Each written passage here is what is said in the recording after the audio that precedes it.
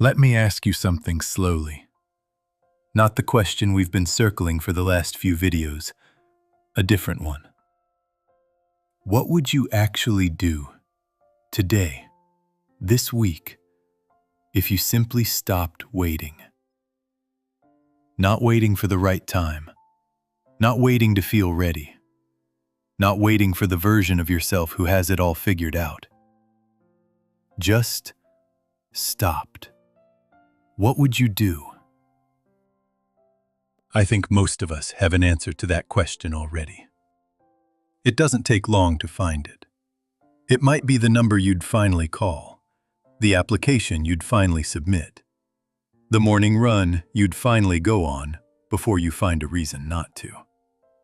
It might be smaller than that, a sentence you'd finally say out loud at dinner, a boundary you'd finally hold instead of quietly resenting. Maybe it's the doctor's appointment you keep rescheduling. Maybe it's reaching out to the friend you had a falling out with, the one you still think about more than you'd admit. Maybe it's simply going to bed an hour earlier instead of telling yourself you'll fix your sleep starting Monday for the 10th Monday in a row. Notice how fast the answer came. That's usually a sign it was never really about not knowing what to do. It was about not doing it yet. That's worth noticing because it means the problem was never a lack of clarity. You've probably known the answer for longer than you'd like to admit, sometimes for years. The waiting was never confusion.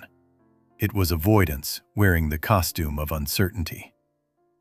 We've spent a few of these conversations looking at why we wait, the fear underneath the timing excuse, the years that quietly teach us things we didn't ask to learn, the boat that stays tied at the dock because leaving it there protects the fantasy of a perfect trip.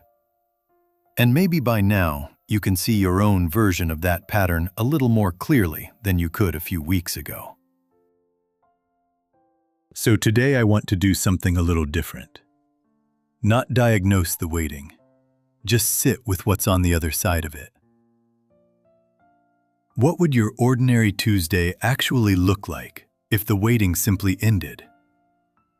Maybe you'd still feel nervous making the call. Maybe your hands would still shake a little writing the first sentence. Maybe the run would still be slow and a little embarrassing for the first 10 minutes. Stopping the waiting doesn't erase the discomfort. It just moves you to the other side of it. The side where the discomfort is finally attached to something real, instead of an imagined future version of the same discomfort you've been avoiding for years. But there's a difference between discomfort that's moving you somewhere and discomfort that's just holding you in place. The nervous phone call, however awkward, ends. The rehearsal that never becomes real just repeats, unchanged, for years. The exact same nervous energy, spent again and again on a version of the moment that never actually arrives. There's a kind of tiredness that comes specifically from almost starting. From rehearsing a version of your life in your head so many times that the rehearsal itself becomes exhausting. More exhausting, in some cases, than the actual thing would have been.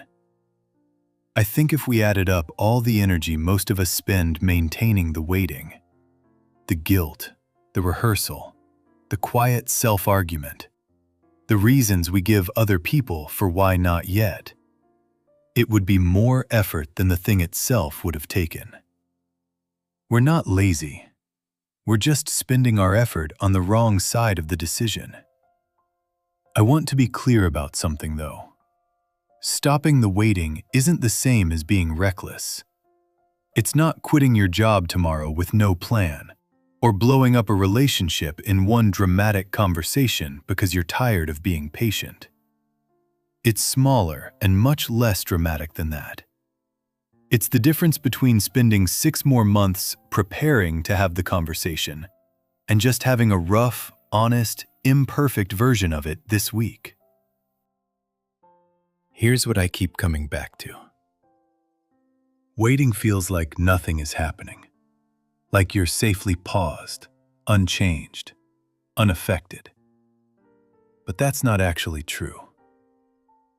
Something is happening the whole time you wait. You are happening. Days you don't get back are happening.